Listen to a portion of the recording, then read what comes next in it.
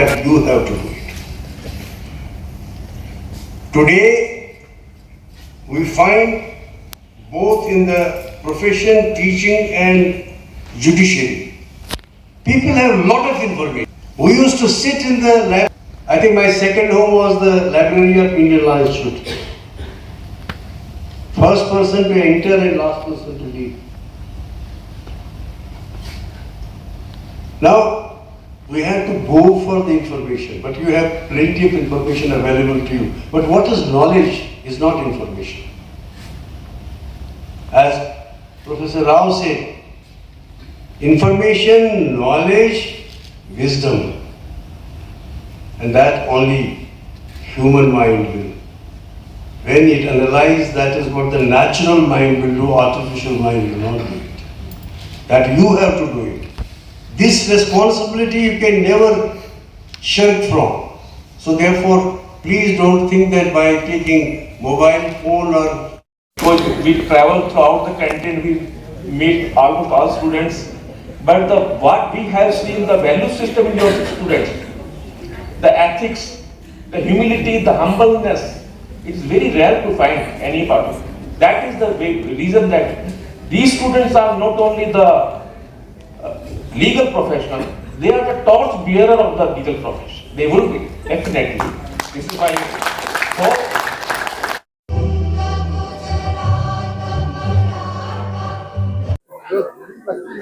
ನಾವು ರಾಷ್ಟ್ರ ಮಟ್ಟದಲ್ಲಿ ಒಂದು ಕೊಲ್ಯಾಟ್ ಅಂತಕ್ಕಂಥ ಒಂದು ಸಂಸ್ಥೆಯನ್ನ ಪ್ರಾರಂಭ ಮಾಡಿದ್ದೇವೆ.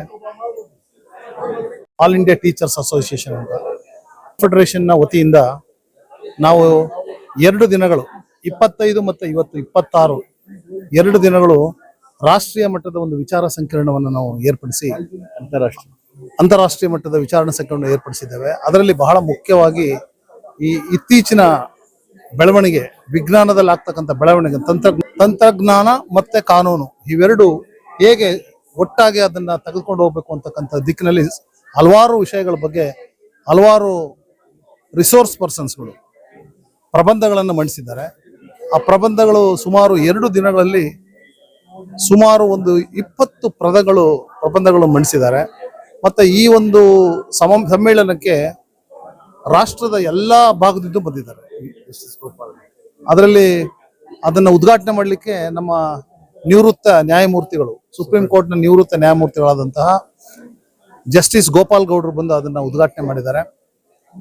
ಉದ್ಘಾಟನೆ ಆದ ನಂತರ ಸುಮಾರು ನಾವು 20 ರಿಂದ 22 ಸೆಷನ್ಸ್ಗಳನ್ನ ನಡೆಸಿದ್ದೇವೆ. ಅದರಲ್ಲಿ ಸಾಕಷ್ಟು ಈ ತಂತ್ರಜ್ಞಾನದ ಬಗ್ಗೆ ಹೇಗೆ ಅದನ್ನ ನಾವು ಬಳಸ್ಕೊಳ್ಬೇಕು, ತಂತ್ರಜ್ಞಾನವನ್ನ ನಮ್ಮ ಕಾನೂನು ಕ್ಷೇತ್ರಕ್ಕೆ ಹೇಗೆ ಅದನ್ನ ಬಳಸ್ಕೊಳ್ಬೇಕು, ಕಾನೂನು ವಿದ್ಯಾಭ್ಯಾಸಕ್ಕೆ ಮತ್ತು ಕಾನೂನು ಶಿಕ್ಷಣಕ್ಕೆ ಹೇಗೆ ಅಳವಡಿಸ್ಕೊಳ್ಬೇಕು ಅಂತಕ್ಕಂಥ ಬಗ್ಗೆ ಸುದೀರ್ಘವಾಗಿ ನಾವು ಚರ್ಚೆಯನ್ನು ಮಾಡಿ ಪ್ರಬಂಧಗಳನ್ನು ಮಂಡಿಸಿದ್ದಾರೆ. ಇವತ್ತು ಅದರ ಕೊನೆಯ ಸಮಾರೋಪ ಸಮಾರಂಭವನ್ನು ಇಟ್ಕೊಂಡಿದ್ವು. ಸಮಾರೋಪ ಸಮಾರಂಭಕ್ಕೆ ನಮಗೆ ಇವತ್ತು ಅಂತಾರಾಷ್ಟ್ರೀಯ ಕಾನೂನು ವಿಶ್ವವಿದ್ಯಾಲಯದ ಕುಲಪತಿಗಳಾದಂತಹ ಪ್ರೊಫೆಸರ್ ವೆಂಕಟರಾವ್ ಅವರು ಬಂದು ಇವತ್ತು ಸಮಾರೋಪ ಸಮಾರಂಭವನ್ನು ಮಾಡಿದ್ದಾರೆ.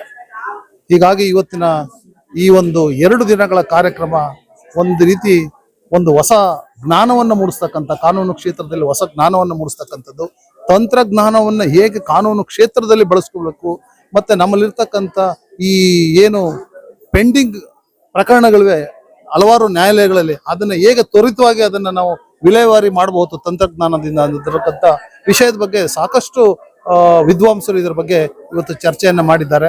ಅದರಿಂದ ಬಹುಶಃ ನಮಗೆ ಕಾನೂನು ಕ್ಷೇತ್ರಕ್ಕೆ, ಅದರಲ್ಲೂ ವಿಶೇಷವಾಗಿ ನಮ್ಮ ಕಾನೂನು ವಿದ್ಯಾರ್ಥಿಗಳಿಗೆ, ಕಾನೂನು ಅಧ್ಯಾಪಕರಿಗೆ, ಮತ್ತೆ ವಕೀಲರಿಗೆ, ನ್ಯಾಯಾಧೀಶರಿಗೆ, ಮತ್ತೆ ಒಟ್ಟಾರೆ ಕಾನೂನು ಕ್ಷೇತ್ರಕ್ಕೆ ಈ ತಂತ್ರಜ್ಞಾನವನ್ನ ಹೇಗೆ ನಾವು ಸದುಪಯೋಗ ಪಡಿಸ್ಕೊಳ್ಬೇಕು ಅನ್ನೋದ್ರ ಬಗ್ಗೆ ಸಾಕಷ್ಟು ಜ್ಞಾನವನ್ನ ಇವತ್ತು 2 ದಿನದಲ್ಲೇ ಕೊಟ್ಟಿದ್ದಾರೆ. ಸರ್, ಎಐ ಟೆಕ್ನಾಲಜಿ ಬಂದಿದೆ, ಯಾವ ರೀತಿ ಪರಿಣಾಮ ಬೀರುತ್ತೆ? ಎಐ ಟೆಕ್ನಾಲಜಿಯಿಂದ ನಮಗೆ ಇವತ್ತು ಅದರಿಂದ ಹೆಚ್ಚು ಮಾಹಿತಿಗಳನ್ನು ನಾವು ಪಡಿಬಹುದು. ನಾವು ಯಾವ ಮಾಹಿತಿಯನ್ನ ಅಥವಾ ಯಾವ ಒಂದು ಡಾಟಾವನ್ನ ಸುಮಾರು ಅನೇಕ ದಿನಗಳು ತಗೊಳುತ್ತೆ, ಅದನ್ನ ಕೇವಲ ಅದು 2-3 ನಿಮಿಷದಲ್ಲಿ ಅದು ಆ ಮಾಹಿತಿಯನ್ನ ಕೊಡ್ತದೆ. ಆ ಮಾಹಿತಿಯನ್ನ ಕಲೆಕ್ಟ್ ಮಾಡಿ ನಾವು ನ್ಯಾಯಾಲಯಗಳಲ್ಲಿ ತ್ವರಿತವಾಗಿ ಅದನ್ನ ನಾವು ಪ್ರಕರಣಗಳನ್ನು ಇತ್ಯರ್ಥ ಮಾಡ್ತಕ್ಕಂಥ ಒಂದು ಸೌಲಭ್ಯ ಇದು ನಿಜಕ್ಕೂ ಕೂಡ ಮಾನವ ಬೆಳವಣಿಗೆಗೆ ಮತ್ತೆ ಸಮಾಜದ ಬೆಳವಣಿಗೆಗೆ ಇವತ್ತು ತಂತ್ರಜ್ಞಾನ ಬಹಳ ಮುಖ್ಯ. ನಿಮಗೆ ಗೊತ್ತಿದೆ ತಂತ್ರಜ್ಞಾನದಿಂದ ಎಷ್ಟು ದೊಡ್ಡ ಆವಿಷ್ಕಾರಗಳು ನಡೀತಾ ಇದೆ. ಇದೊಂದು ದೊಡ್ಡ ಒಂದು ರೆವಲ್ಯೂಷನ್ ಆಗಿದೆ. ಆ ರೀತಿ ಈ ಆರ್ಟಿಫಿಷಿಯಲ್ ಇಂಟೆಲಿಜೆನ್ಸ್ ಅಂತಕ್ಕಂಥ ಈ ಒಂದು ಟ್ಯೂಲ್ ಅನ್ನ ಯೂಸ್ ಮಾಡಿ ಇವತ್ತು ಕಾನೂನು ಕ್ಷೇತ್ರಕ್ಕೂ ಅದು ದಾಪು ಇಟ್ಟಿದೆ.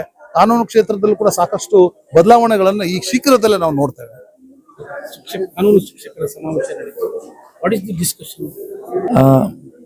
ಇದು 2 ದಿನ international conference Ramaiah college of law host ಮಾಡಿದ್ದಾರೆ ಬೇರೆ ನಾಲೆಜ್ ಪಾರ್ಟ್ನರ್ಸ್ಗಳ ಜೊತೆಗೆ. ಈ ಕಾನ್ಫರೆನ್ಸ್ ಲೀಗಲ್ ಎಜುಕೇಶನ್ ಮತ್ತೆ ಟೆಕ್ನಾಲಜಿ ಹೇಗೆ ಇಂಟರ್ಸೆಕ್ಟ್ ಮಾಡುತ್ತೆ, ಹೇಗೆ ಅದರಿಂದ ಮಕ್ಕಳಿಗೆ ಸದುಪಯೋಗ ಆಗುತ್ತೆ ಅನ್ನೋದಕ್ಕೆ ನಾವು ಅದ್ರ ಬಗ್ಗೆ 2 ದಿವಸ ಕಾನ್ಫರೆನ್ಸ್ ಮಾಡಿದ್ವಿ. ಸೊ ಇದು ಸ್ಟೂಡೆಂಟ್ಸ್ಗೆ ಒಂದು ಅರಿವು ಮೂಡಿಸುವಂತ ಒಂದು ಕಾನ್ಫರೆನ್ಸ್ ಇದು. ಬೇರೆ ಬೇರೆ ರಾಜ್ಯಗಳಿಂದ ವೈಸ್ ಚಾನ್ಸಲರ್ ಆಗಿರುವಂತ ಎಲ್ಲ ಅಕಾಡೆಮಿಷಿಯನ್ಸ್ ನಾವು ಕರೆದಿದ್ವಿ ಇಲ್ಲಿಗೆ. So Telangana state higher education council chairman ಬಂದಿದ್ರು, Goa international university of legal education vice chancellor ಬಂದಿದ್ದಾರೆ. ಸೊ ಹಲವು ರಾಜ್ಯದ ವೈಸ್ ಚಾನ್ಸಲರ್ಗಳು ಮತ್ತು ಪ್ರೊಫೆಸರ್ಗಳು ಇದರಲ್ಲಿ ಭಾಗವಹಿಸಿದ್ರು. ಟೆಕ್ನಾಲಜಿಯಿಂದ ಕಾನೂನಿಗೆ ಯಾವ ರೀತಿ ಪ್ರಭಾವ ಬೀರುತ್ತೆ? ಏನ ಒಂದು ಟೂಲ್ ಆಗಿ ನಾವು ಉಪಯೋಗಿಸಿಕೊಂಡು ಮಕ್ಕಳು ಇನ್ನೂ ಉನ್ನತ ಶಿಕ್ಷಣ ಮಾಡಬಹುದು, ಇದರಿಂದ ಉನ್ನತ ಅಭ್ಯಾಸ ಆಗತ್ತೆ ಅವರಿಗೆ ಅನ್ನೋದ್ರ ರೀತಿಯಾಗಿ ಈ ಕಾನ್ಫರೆನ್ಸ್ ಇಂದ ನಾವು ಒಂದು ಡಿಸ್ಕಷನ್ ಮಾಡಿದ್ದೇವೆ. ಹೇಗೆ ಇದನ್ನು ಅಳವಡಿಸ್ಕೋಬಹುದು, ಅವರು ಇದರಿಂದ ಹೇಗೆ ಅವರು ಇನ್ನೂ ಉನ್ನತರಾಗಬಹುದು ಕಾನೂನು ಶಿಕ್ಷಣದಲ್ಲಿ ಅಂತ ಅದ್ರ ಬಗ್ಗೆ ಒಂದು ಅರಿವು ಮೂಡಿಸಿದ್ದಾರೆ. ಶಿಕ್ಷಕರ ಸಮಾವೇಶ ಬಹಳ ಯಶಸ್ವಿಯಾಗಿ ಪೂರ್ಣಗೊಂಡಿದೆ. ತಾವು ಕೂಡ ಯಶಸ್ವಿಯಾಗಿ ಪಾಲ್ಗೊಂಡಿದ್ದೀರಿ. ಕರೆಕ್ಟ್. ನಾನು ಈ ಒಂದು ಅಂತಾರಾಷ್ಟ್ರೀಯ ಸಮ್ಮೇಳನದ ನಿರ್ದೇಶಕನಾಗಿ ನಮ್ಮ ಕನ್ಫೆಡರೇಷನ್ ಲಾ ಟೀಚರ್ಸ್ ಅಸೋಸಿಯೇಷನ್ ಅಂತ ಡೆಲ್ಲಿಲಿ ರಿಜಿಸ್ಟರ್ ಆಗಿರೋದು, ಎಲ್ಲ ಕಾನೂನು ಶಿಕ್ಷಕರ ಪರವಾಗಿ ಇರ್ತಕ್ಕಂಥ ಒಂದು ಸಂಘ. ಇವರ ಸಹಯೋಗದೊಂದಿಗೆ ಕರ್ನಾಟಕ ರಾಜ್ಯ ಕಾನೂನು ವಿಶ್ವವಿದ್ಯಾಲಯ ಹುಬ್ಬಳ್ಳಿ ಒಂದು ಸಾರ್ವಜನಿಕ ವಿಶ್ವವಿದ್ಯಾಲಯ ಜೊತೆಲಿ ಮತ್ತೆ ನ್ಯಾಷನಲ್ ಲಾ ಸ್ಕೂಲ್ ನ್ಯೂಯಾರ್ಕ್ಸ್ ಅಂತ national university advance legal studies Kochi ಮತ್ತೆ ರಾಮಯ್ಯ ಲಾ ಕಾಲೇಜ್.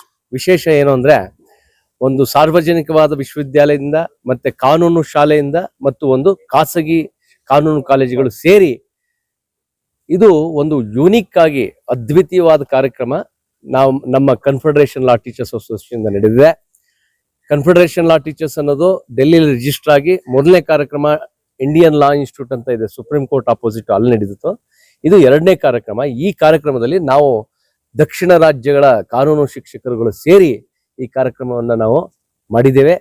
ಅದಕ್ಕೆ ರಾಮಯ್ಯ ಕಾನೂನು ಕಾಲೇಜವರು ಮತ್ತೆ ಕರ್ನಾಟಕ ರಾಜ್ಯ ಕಾನೂನು ವಿಶ್ವವಿದ್ಯಾಲಯದಿಂದ ಎಲ್ಲಾ ಶಿಕ್ಷಕರು ಇಲ್ಲಿ ಭಾಗವಹಿಸಿರ್ತಾರೆ. ಉದಾಹರಣೆ ಸಂಯೋಜಿತ ಕಾನೂನು ಕಾಲೇಜುಗಳು ಸುಮಾರು 176 ಕಾನೂನು ಕಾಲೇಜುಗಳಿವೆ. ಎಲ್ಲಾ ಶಿಕ್ಷಕರು ಬಂದಿದ್ರು, ಮತ್ತೆ ನಮ್ಮ ದಕ್ಷಿಣ ರಾಜ್ಯಗಳಿಂದ ಕೆಲವು ಪ್ರಾಧ್ಯಾಪಕರು ಬಂದಿದ್ರು. ಈ ಕಾರ್ಯಕ್ರಮದಲ್ಲಿ ಸರ್ವೋಚ್ಚ ನ್ಯಾಯಾಲಯದ ಮಾಜಿ ನ್ಯಾಯಮೂರ್ತಿಯವರು ಜಸ್ಟಿಸ್ ಗೋಪಾಲ್ ಗೌಡ್ರು ಅವರು ಮತ್ತೆ ವೆಂಕಟರಾವ್ ಅಂತ ಈಗ ತಾನೇ ಯಾರು Goa India international university vice chancellor, ಮತ್ತೆ ಒಳ್ಳೊಳ್ಳೆ ಸಂಪನ್ಮೂಲ ವ್ಯಕ್ತಿಗಳು ರಾಷ್ಟ್ರೀಯ ಶಾಲೆಯಿಂದ, ರಾಷ್ಟ್ರೀಯ ಕಾನೂನು ಶಾಲೆಯಿಂದ, ಮತ್ತೆ ನಮ್ಮ ಖಾಸಗಿ ಕಾನೂನು ಕಾಲೇಜುಗಳಿಂದ, ಮತ್ತೆ ಪಬ್ಲಿಕ್ ಯೂನಿವರ್ಸಿಟಿಯಿಂದ ಎಲ್ಲಾ ತರದ ಎಕ್ಸ್ಪರ್ಟ್ಗಳು ತಂತ್ರಜ್ಞಾನದ ಬಗ್ಗೆ, ಬಹುಮುಖ್ಯವಾಗಿ ಇಲ್ಲಿ ಕಾನೂನು ಶಿಕ್ಷಣ ಮತ್ತೆ ನ್ಯಾಯದಾನದಲ್ಲಿ ತಂತ್ರಜ್ಞಾನ ಮತ್ತೆ ಆಡಳಿತದಲ್ಲಿ ತಂತ್ರಜ್ಞಾನ, ಕಾನೂನು ಅಂದ್ರೆ ಯಾವ ತರ ನಾವು ಇದನ್ನ ಬಹಳ ಸ್ಪೀಡ್ ಅಪ್ ಮಾಡಬೇಕು, ಸ್ಪೀಡಿ ಡಿಸ್ಪೋಸಲ್ ಮಾಡಬೇಕು ಅನ್ನೋ ಉದ್ದೇಶದಿಂದ ಈ ಒಂದು ಅಂತಾರಾಷ್ಟ್ರೀಯ ಇದನ್ನ ನಾವು ನೆರವೇರಿಸಿದೀವಿ. ಮತ್ತೆ ಈ ಅಂತಾರಾಷ್ಟ್ರೀಯ ಸಮ್ಮೇಳನದಲ್ಲಿ ಹೊರ ರಾಷ್ಟ್ರಗಳಿಂದನೂ ನಾವು ಕರೆಸಿದ್ದೀವಿ.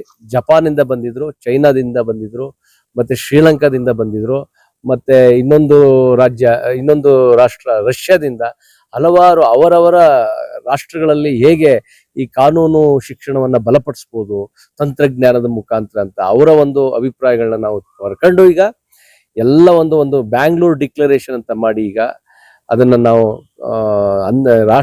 ರಾಷ್ಟ್ರ ಮಟ್ಟದ ಕಾನೂನು ಸಚಿವರಿಗೆ ನಾವು ಮತ್ತೆ ಇದಕ್ಕೆ ಸಂಬಂಧಪಟ್ಟಂತ ಎಲ್ಲಾ ಸ್ಟೇಕ್ ಹೋಲ್ಡರ್ಸ್ಗಳಿಗೆ ಇಲ್ಲಿ ಬರ್ತಕ್ಕಂಥ ಶಿಫಾರಸುಗಳನ್ನ ನೀಡಿ ಕಾನೂನು ಶಿಕ್ಷಣವನ್ನ ಗುಣಮಟ್ಟವನ್ನ ಮತ್ತೆ ಇನ್ನೂ ಕೂಡ ಅದನ್ನ ಬಲವರ್ಧನೆ ಮಾಡಬೇಕು ಅನ್ನೋ ಉದ್ದೇಶದಿಂದ ಈ ಅಂತಾರಾಷ್ಟ್ರೀಯ ಸಮ್ಮೇಳನವನ್ನು ನಾವು ಇಲ್ಲಿ ಹಮ್ಮಿಕೊಂಡಿದ್ದೇವೆ.